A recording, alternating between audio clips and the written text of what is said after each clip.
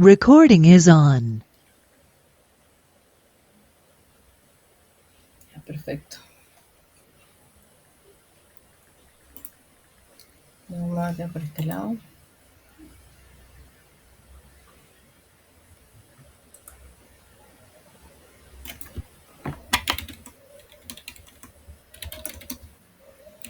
Me distraje, ¿viste?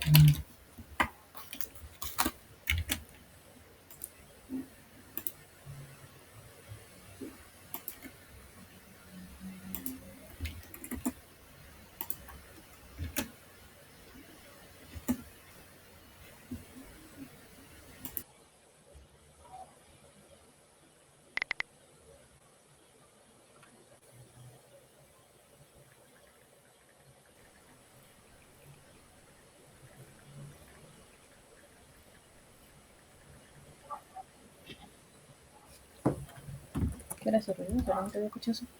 Hoy me quedé atrás. Me distraje.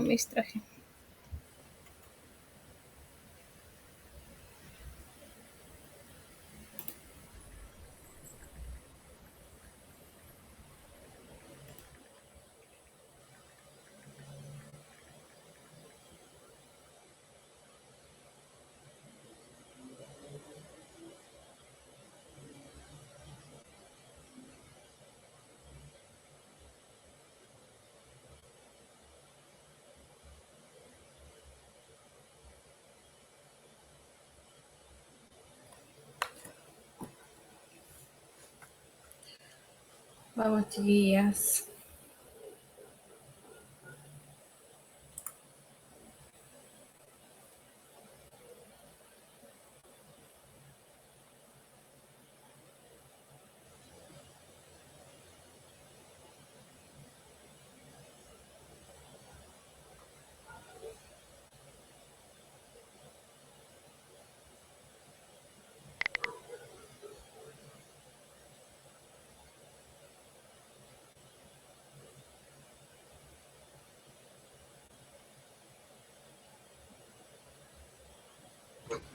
Me equivoqué en pura tontera. No importa. Por lo menos estamos activando ahí la mente. Después del 18 cuesta, así que tranqui.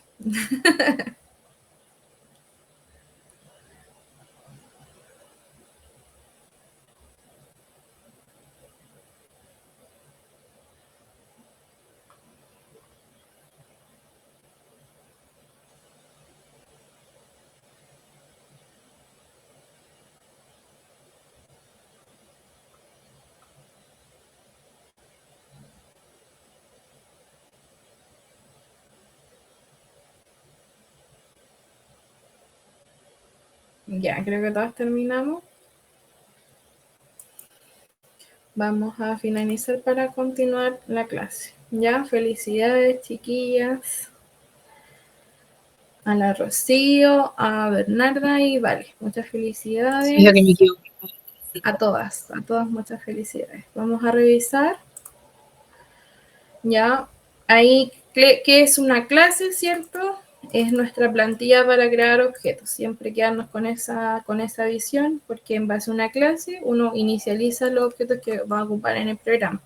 Y este objeto va a tener el mismo contenido que uno estableció en esta plantilla, ¿cierto? Va a tener las mismas características y los mismos atributos y comportamientos, que son los métodos. ¿Ya? ¿Cómo se llama el método especial que inicializa un objeto, ¿cierto? Con el constructor. Siempre nuestra clase, que en nuestra plantilla tiene un constructor, y con esto se puede generar este objeto. ¿Ok? Vamos a el qué modificador permite mayor visibilidad, el public, ¿cierto? Va a ser público en todo, va a tener acceso de todo el programa. El privado solo va a tener acceso, por ejemplo, un atributo privado solo va a tener acceso la clase, ya nadie más. El protect es dentro del mismo package y el default es público, ¿ya? Ese es como lo mismo que el público.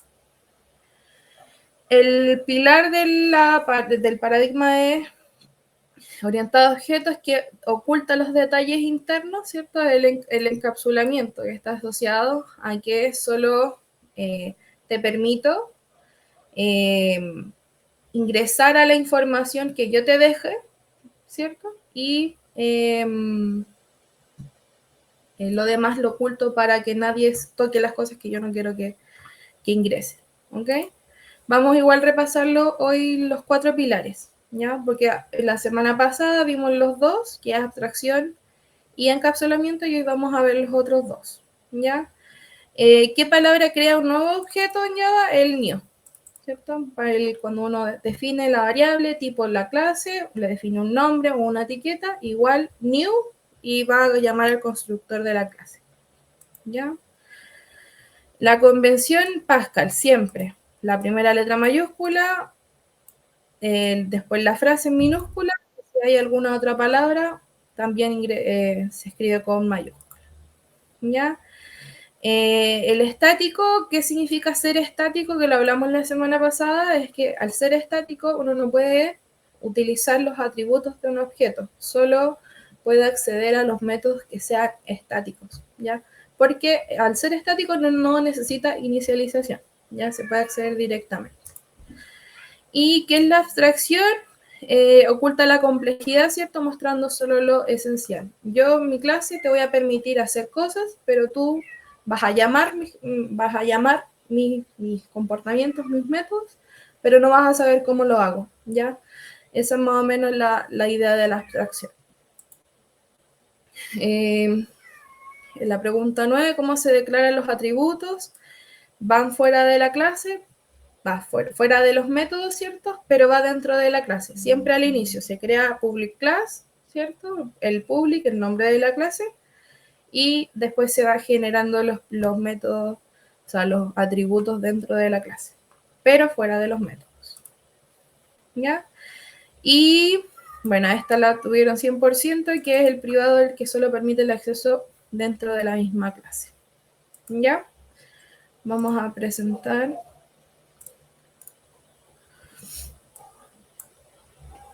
Entonces la PPT,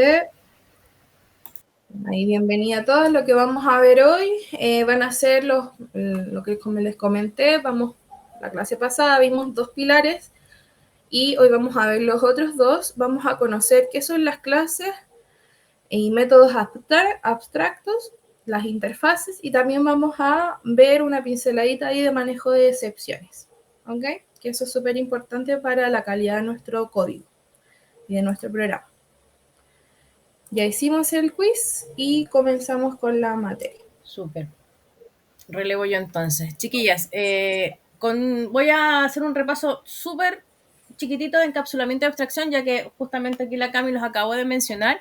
Los voy a hacer a través de una analogía porque me gustan bastante las analogías, espero que no las enrede más, sino que las lleve visualmente a una parte interesante. En la parte de encapsulamiento me gustaría como esta idea de que se imaginen una mochila, ¿verdad?, con el cierre, y dentro tú guardas tus juguetes, tus lápices, todos tus secretos, ¿verdad? Y nadie puede ver lo que hay dentro ni cambiarlo sin abrir ese cierre. Y esa es un poco la idea del encapsulamiento. Significa que los datos están guardados en esa mochila, ¿verdad? En ese método, en esa clase, y solo se pueden ver si abres el cierre correcto, ¿verdad? Y ese cierre correcto sería lo que seguramente Cami en la clase pasada les mencionó como los getter y los setter para ir accediendo a las características de la clase. Eso lo voy a dejar ahí. Si alguien tiene alguna consulta, nos menciona por el chat para ir avanzando y después retomar la duda. Y respecto a la abstracción, como decía Cami, es esta idea de que puedo usar todo sin saber qué es lo que está pasando por dentro, ¿verdad? Es lo mismo que cuando yo me pongo a jugar a la Switch o con cualquier consola, yo aprieto todos los botones, pero no tengo idea cómo funciona dentro. No necesito tampoco saberlo. Entonces esa es un poco la idea de la abstracción, se esconde todo lo que es complicado, ¿no? Vamos a empezar con el tema de la herencia y el polimorfismo. Vamos a la siguiente diapo para ir introduciéndonos a la herencia.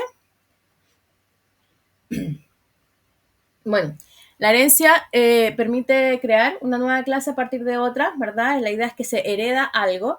Entonces yo creo una clase que es la clase padre y luego tengo clases que heredan esas características que están declaradas en esa clase padre. Por ejemplo, aquí en el ejemplo tenemos una clase que se llama vehículo, ¿ya? Y esta clase de vehículo tiene aquí un atributo, una característica que es la velocidad, ¿ya? Como numérico, y acá tiene este método, ¿verdad? Que no devuelve nada, que se llama acelerar. Entonces, ¿cuál es la idea? Que yo después, vehículos hay muchos, barco, moto, helicóptero, etcétera, y aquí yo declaro una que se llama auto. Entonces yo voy a crear una clase auto. Aquí lo importante es el extends. Cuando yo pongo extends, yo estoy diciendo que extiende de vehículo, o sea, va a ser hijo de el papá, y el papá es vehículo, ¿ya? ¿Y cuál es la idea? Si ustedes se dan cuenta, vehículo puede tener sus propias características, o sea, disculpen, auto tiene sus propias características. En este caso, auto tiene encender radio, ¿ya? Y cuando yo estoy codificando, el auto yo puedo ejecutar encender radio. ¿Cuál es la gracia?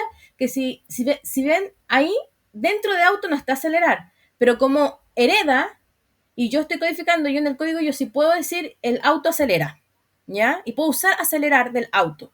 Ya por defecto lo va a heredar. ¿Por qué? Porque está declarado en el padre.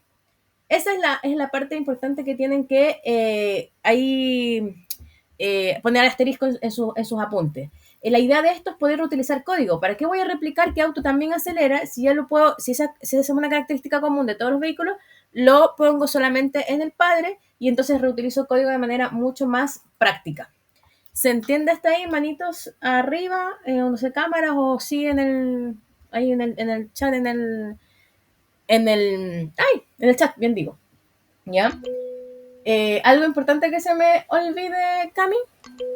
No, más que nada, herencia es el pilar más fácil de entender porque igual que la herencia que nosotros vemos, yo heredé, por ejemplo, el color de pelo de mi mamá, el color de ojos, también heredé sus dotes de cocina, por ejemplo. Tengo también atributos y las características, ¿cierto? Y tengo también mis comportamientos, mis acciones, que vendrían siendo los métodos en una clase, ¿ya? Exacto. Quedarse con la herencia, vamos a heredar, ¿ya? Es muy, muy parecido a lo que pasa en la vida real, ¿ya? Sí. Vamos a continuar entonces. Tenía otro, sí, sigue la siguiente diapositiva, tenía otro ejemplo por acá anotado que es, por ejemplo, que crea una clase superhéroe, ¿verdad? Entonces esta clase va a ser superhéroe, va a ser genérica y para todos y va a tener, por ejemplo, un método que estoy volando. Y después yo puedo crear un superhéroe niño, o el superhéroe papá, o el superhéroe mamá, como la familia de los increíbles, ¿verdad? Y cada uno va a poder tener sus propias características, pero además quizás todos heredan el que están volando, ¿ya? Ese también es como la idea.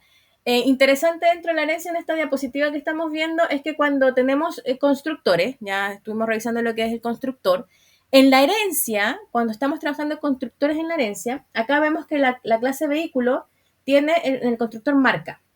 Para yo llamar, no te vais, está bien, para yo llamar a las características de este constructor desde el hijo, lo importante aquí es utilizar esta, super. Yo debo poner super. Tú pones super, así te pegas super. Y pones el atributo, ¿verdad? Al que estás llamando desde el padre. Y de esa manera tú llamas al constructor de tu clase padre. ¿Ya? ¿Se entiende esa idea? A veces esa idea es un poco abstracta y cuesta un poco entenderla. Entonces de repente con esa idea les digo, pónganse un asterisco y háganse unos ejercicios en el IDA. Así como, a ver, voy a hacer un ejercicio de padre e hijo. Y utilicen lo del súper. Ahí uno lo puede concretar más en la parte de al ir codificando, ¿ya? A mí me costó un poquito entenderlo cuando empecé a estudiar. ¿Hasta ahí todo bien? ¿Ovación? Sí, así, la ola, ¿no? ¿Nada? Ahí más que nada para complementar, acá, como mencionó Andrea, auto está heredando este atributo que es marca, si bien acá no lo estamos declarando.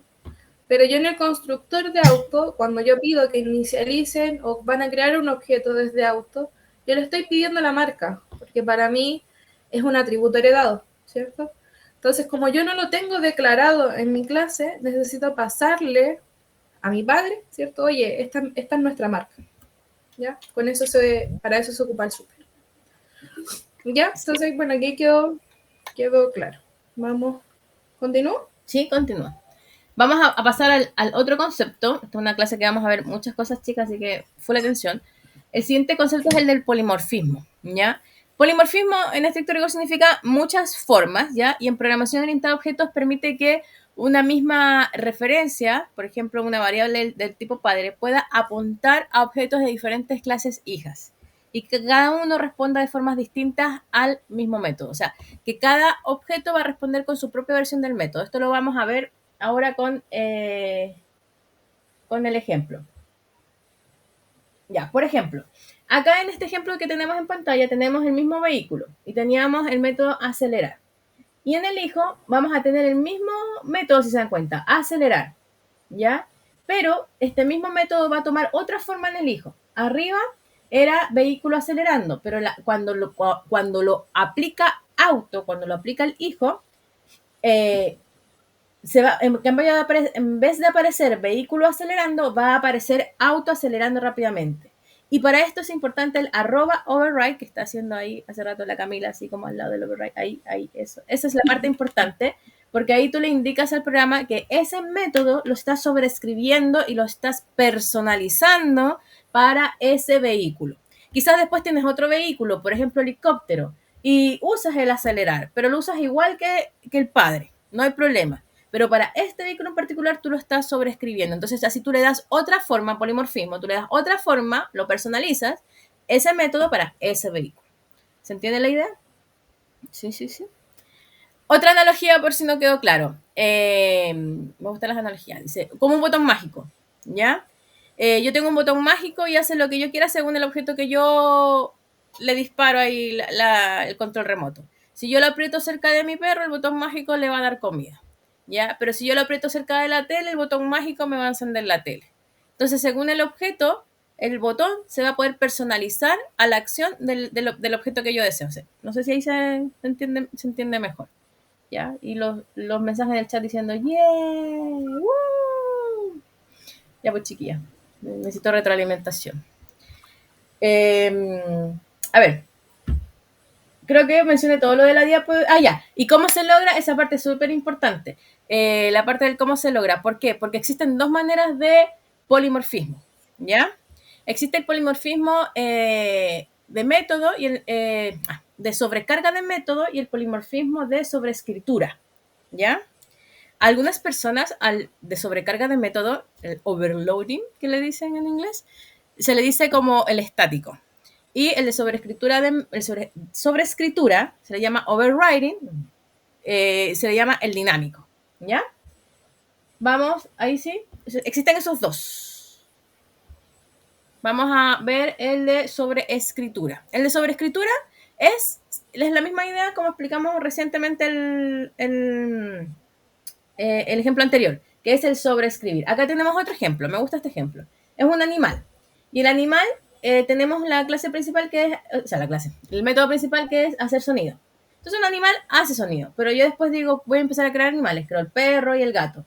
Claro, ellos también hacen sonido, pero debo personalizarlo. O sea, el polimorfismo va a tomar distintas formas según esa clase. El perro va a hacer el sonido del guau guau, el perro ladra, ¿verdad? Y el gato hace miau miau.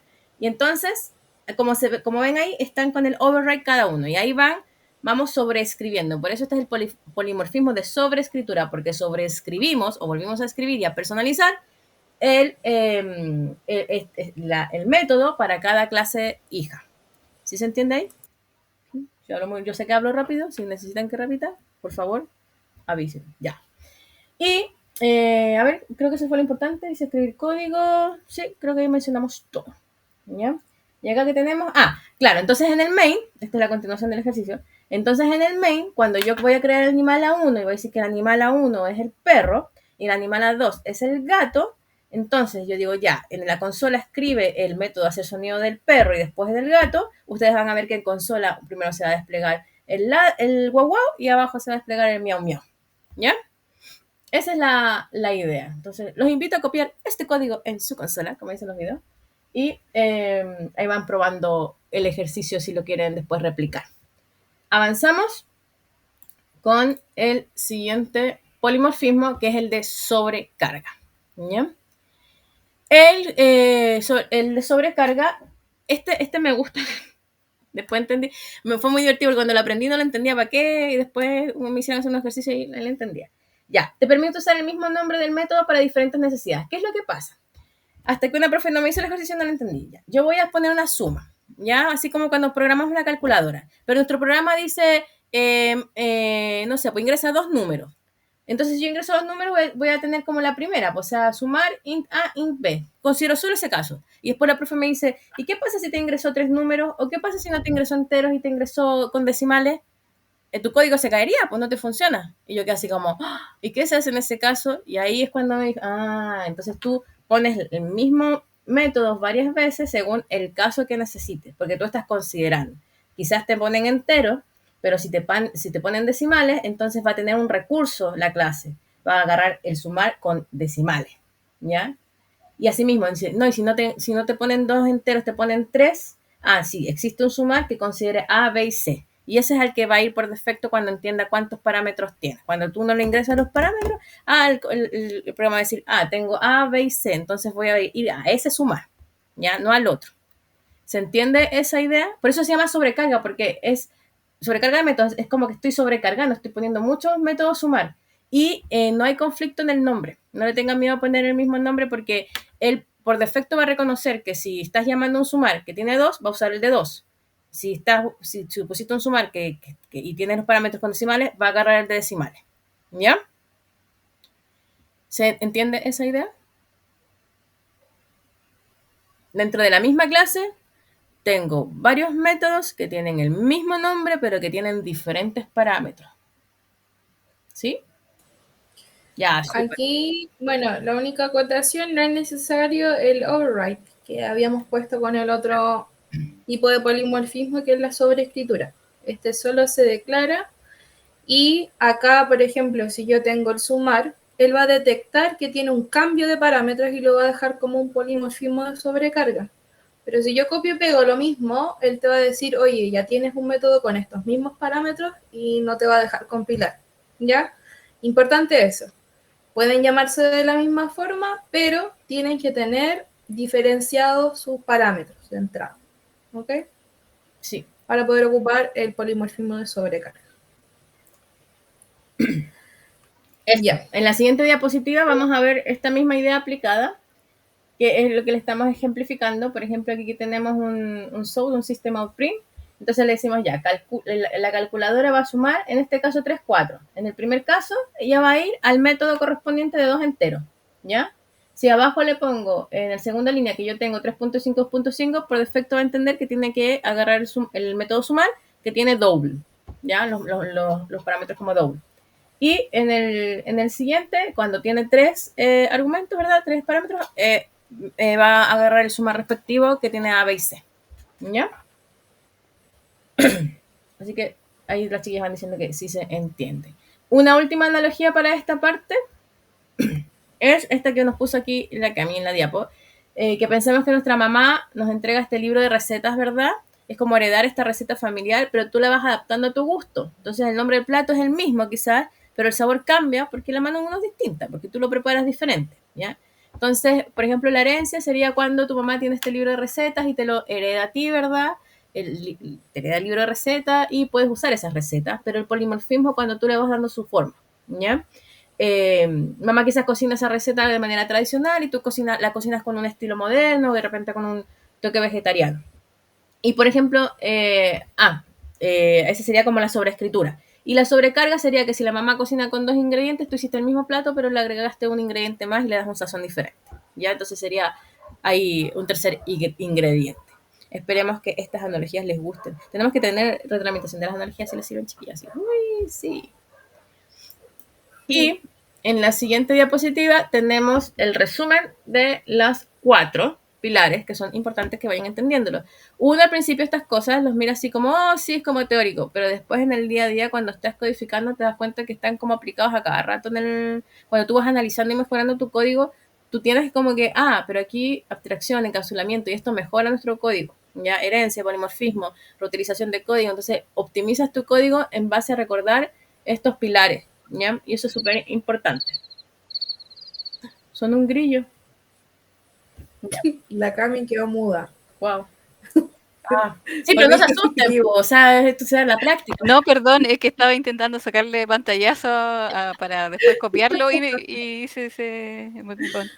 No, pero recuerda que igual después, al finalizar la clase, les entregamos el material. Así que, Eso, entonces, vamos a leer la diapo toda junta. Abstracción, mostrar solo lo esencial, ocultando detalles complejos, ¿verdad?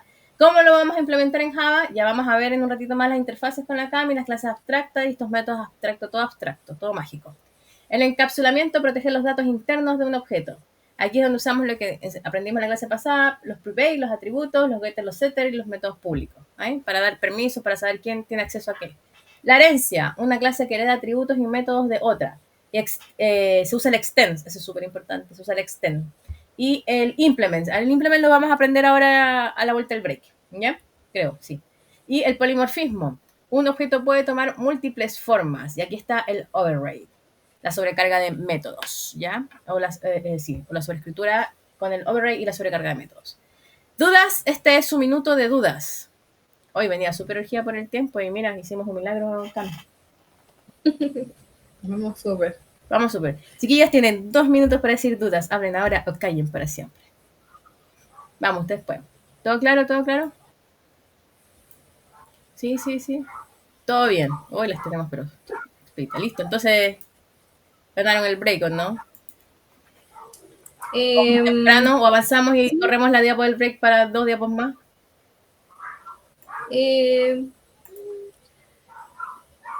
Ya continuemos hasta... Termina la clase abstracta y los métodos abstractos, pues. Ya.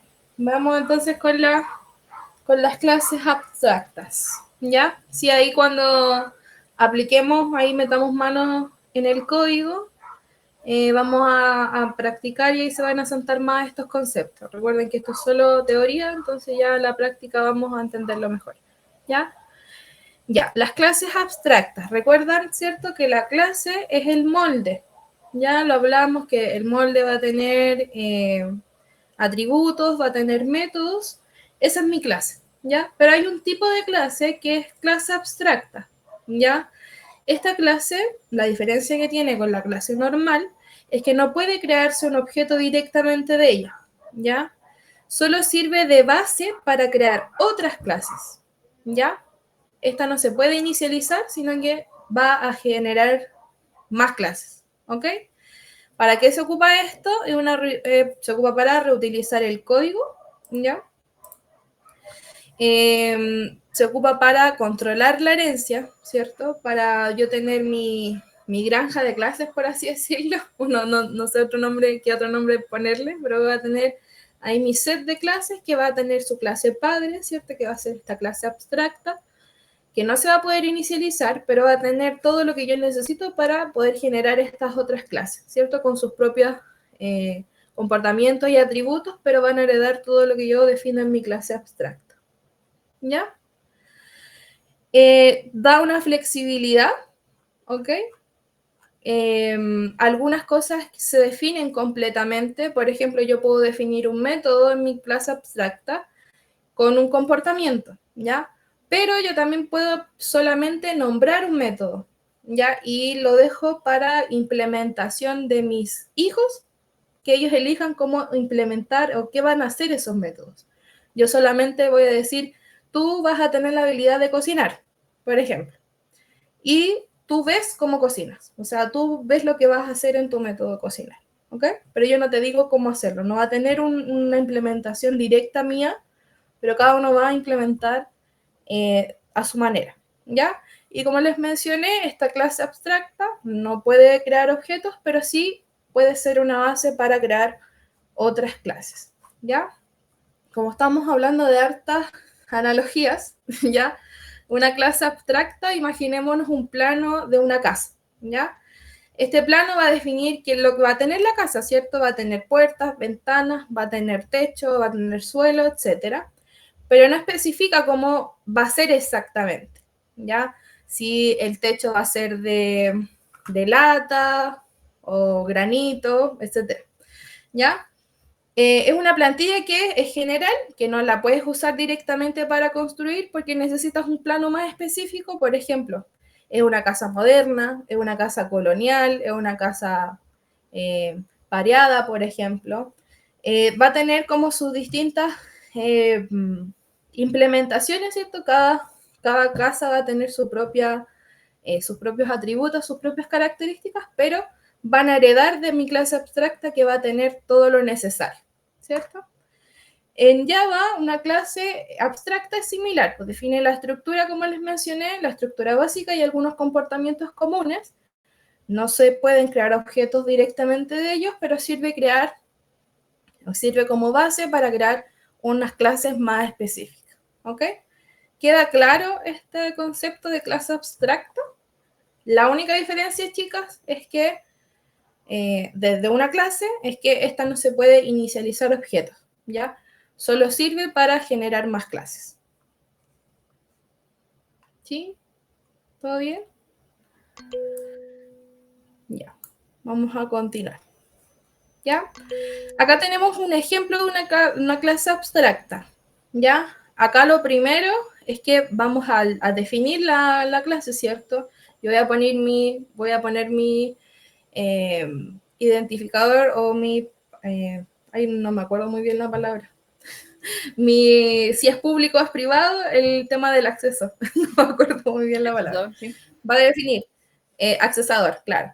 Voy a definir es público o privado y también después le voy a decir qué es abstracto. Entonces yo voy a decir, esta es una clase abstracta, que va a ser llamada animal, ¿cierto? Acá va a tener, por ejemplo, un nombre de un animal, ¿cierto? Va a tener un método concreto que va a ser dormir. Voy a implementarle que es este animalito, ¿cierto? Está durmiendo. Y acá tenemos lo que les había mencionado, que permite definir métodos solo con el nombre, ¿ya? Tú vas a hacer un sonido, le puedes decir a las otras clases que te heredan, pero tú defines cómo hacerlo, ¿ok? Y acá tenemos una clase perro, ¿cierto? Que está heredando, acá la palabra clave extends, cuando vean extends es porque es una herencia, está heredando de animal. Tengo mi constructor, ¿cierto? Que recibo el nombre y con el super lo inicio, ¿cierto? Ocupando el parámetro de mi padre. Y en hacer sonido yo lo implemento, ¿cierto? Porque soy como un tipo de perro, voy a decir wow. Por ejemplo, si yo tengo aquí un gato, voy a decir miau. Y así lo que habíamos visto. Acá no es necesario el override, ¿ya? Acá es importante eso porque yo acá en mi clase abstracta no le tengo una implementación. Solo dije, tú tienes que hacer este comportamiento, pero tú defines cómo hacerlo, ¿ya? Y acá se define correctamente. Ya, bueno, la clase abstracta, ¿cierto? Quedarse con que es una planilla que combina código reutilizable y los métodos que son obligatorios. El perro, si yo defino un método abstracto, que lo vamos a ver en la siguiente diapo, está obligado a hacer una implementación de ese método, ¿ya? De cómo va a comportarse, ¿ya? Nunca trates de crear un objeto de una clase abstracta, solo se puede ocupar como base para crear otras clases. Y si solo quieres definir capacidades o comportamientos, ¿cierto? Es mejor usar una interfaz, que también lo vamos a conocer en las próximas diapos. Y las clases abstractas son para compartir una estructura y comportamiento. ¿Ok? Y vamos a cerrar con esto que son los métodos abstractos y nos vamos a break, ¿ya? Lo vimos en la diapo anterior y en el ejemplo, ¿ya? ¿Qué son los métodos abstractos? Son declaraciones que no tienen una implementación en mi clase abstracta, ¿cierto? En mi clase padre, pero que las hijas van a estar obligadas a completar, ¿cierto? Su versión de este comportamiento. ¿Qué es lo que van a hacer? ¿Ya? Una consistencia forzada, es decir, tú vas a heredar mis atributos y mis métodos, pero este método tú lo tienes que implementar, sí o sí, es obligación, ¿ya? Hay un polimorfismo garantizado porque el comportamiento de un método abstracto, ¿cierto? Va a tener su nombre, pero cada uno de sus hijos va a tener su propio comportamiento, ¿ya? Lo que hablamos del polimorfismo. Bueno, solo puede existir dentro de una clase abstracta. Yo no puedo generar un método abstracto desde una clase normal, ¿ya? Tiene que ser dentro de una clase abstracta y, bueno, es una documentación viva porque el método abstracto actúa como una documentación, por decirlo, un contrato de decirle esta funcionalidad es obligatoria, ¿ya? Y tienes que sí o sí implementarla, ¿ok? Acá tenemos otro ejemplo de método abstracto. Tengo mi clase abstracta empleado y tengo acá un método abstracto calcular salario. Y aquí cada empleado, dependiendo, por ejemplo, vamos a verlo en el ejemplo guiado. Vamos a tener un empleado contratado, ¿cierto? Un freelance, un practicante, por ejemplo. Cada uno va a calcular el salario a su propia manera, ¿cierto? Por ejemplo, una persona contratada tiene descuento, tiene haber, tiene un sueldo base, etcétera. Un practicante solo tiene un sueldo base o se calcula por los días trabajados, el freelance por las horas trabajadas, etcétera. Cada uno va a tener que calcular su salario de diferente forma y para eso se ocupa esta método abstracto. Yo le digo, oye, tú tienes que calcular el salario, pero tú defines cómo, pero es obligatorio, ¿ya? Acá, bueno, es una función obligatoria que cada subclase debe implementar. Usa nombres que dejen claro qué tiene que hacer el método. Esto es importante, una buena práctica, ya que obviamente sepamos qué es lo que está haciendo. Declarar métodos abstractos solo si estás seguro de sí, que todas las clases hijas lo van a ocupar. Eso es súper importante. Por ejemplo, en empleado yo no puedo declarar un método. ¿Qué método podría ser que solo sea de una persona? Por ejemplo, pago por hora, por ejemplo, no sé. No, igual el otro tiene hora extra, no sé. Imaginémonos algo que solo pueda hacer una persona que trabaja para una empresa. Es algo único, no va a servir que yo lo declare como un método abstracto, porque esto me va a obligar a implementarlo en todos, ¿ya? Entonces, si no es un comportamiento que yo necesite en todos mis hijos, por así decirlo, no lo tengo que declarar, ¿ya? Un método abstracto en la clase padre no tiene cuerpo, ni siquiera una línea de código, solo se declara, ¿cierto? Aquí es público, es abstracto, el retorno, ¿cierto? De retornar algún valor double aquí, y le asigno un nombre con sus paréntesis, y listo. No defino ninguna línea de código ni nada, ni abre ni cierra llaves, ¿ya? Porque eso lo hace la clase hija. Chicas, ¿alguna duda, consulta? ¿O nos vamos a break? Parece que nos vamos a break. No por el momento. Ya, perfecto. Todo ok. Ya, entonces volvemos, chicas, en 15 minutos a las 9. Nos vemos. Nos vemos. Ahí hay que detener la grabación, Andrea, para Eso te que quede la primera. Entonces, Hablamos. la detengo tal cual, detener. Chao, detener. Detener.